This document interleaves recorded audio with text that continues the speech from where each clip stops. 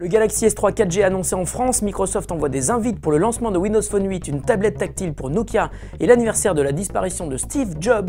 Salut à tous, on est le vendredi 5 octobre 2012 et c'est le Fresh News du week-end. This is funky fresh. This is funky fresh. This is funky fresh. This is funky fresh. Vous l'attendiez sans doute avec impatience et beaucoup d'entre nous nous ont d'ailleurs posé la question par mail et sur notre fanpage, quand est-ce que le Galaxy S3 va-t-il arriver en France dans sa version 4G? Eh bien ça y est, son arrivée a été officialisée par Samsung, c'est en novembre que sortira cette version boostée du S3 qui sera compatible avec le réseau 4G français. La 4G lui permettra d'atteindre une vitesse 7 fois plus rapide que sur le réseau 3G+. Pour bien se démarquer du modèle actuellement en vente, ce S3 version 4G sera disponible en noir uniquement, l'ensemble des caractéristiques reste identique à la version classique. En revanche, Samsung n'a pas donné de tarif pour ce smartphone, mais les opérateurs mobiles devraient quant à eux l'inclure dans leur catalogue. Le S3 version 4G serait ainsi le plus puissant de tous les smartphones en vente, parfait donc pour devenir l'emblème de l'hypervitesse, du moins pour les opérateurs qui pourront exploiter ce réseau de nouvelle génération. Ajoutez tout de suite une date importante à votre agenda, le 29 octobre prochain sera une journée historique. C'est ce jour-là qu'a choisi Microsoft pour annoncer le lancement de Windows Phone 8. L'événement aura lieu à San Francisco, l'éditeur a commencé à envoyer ses petits cartons d'invitation et cet événement sera majeur pour l'éditeur pour qui Windows Phone 8 est un énorme pari. Aujourd'hui, le marché se partage entre iOS et Android et a déjà fait des victimes collatérales, BlackBerry en est le meilleur exemple. Microsoft joue donc une partie de son avenir avec Windows Phone 8 et va sans doute vouloir en mettre plein la vue lors de cet événement.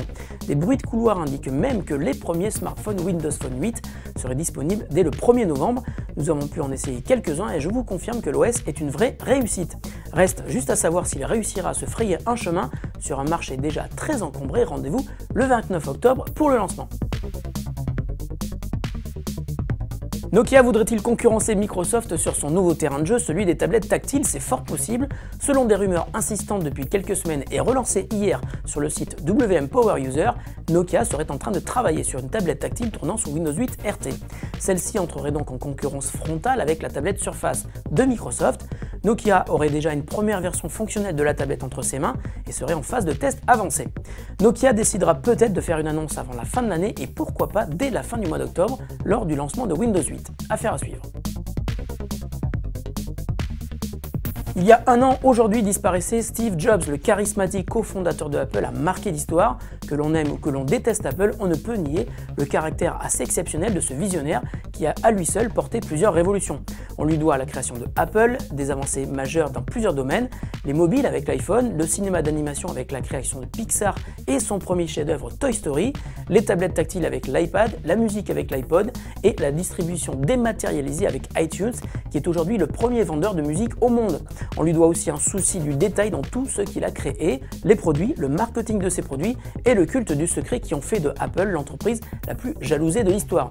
Un an après sa mort, l'ombre de Steve Jobs plane toujours sur Apple, mais aussi sur toute une industrie qui lui doit beaucoup. On se souviendra de lui pendant encore longtemps. La question du jour nous vient de Valentin Voyot qui nous demande: est-il possible d'utiliser Siri et FaceTime sur mon iPhone 3GS? Non, malheureusement c'est impossible. Siri demande beaucoup de puissance et il n'est présent que sur l'iPhone 4S et l'iPhone 5 et depuis la mise à jour iOS 6 sur l'iPad 3 et l'iPod Touch 5e génération. Pour FaceTime, il faut au minimum un iPhone 4, un iPad 2 ou un iPod Touch 4e génération.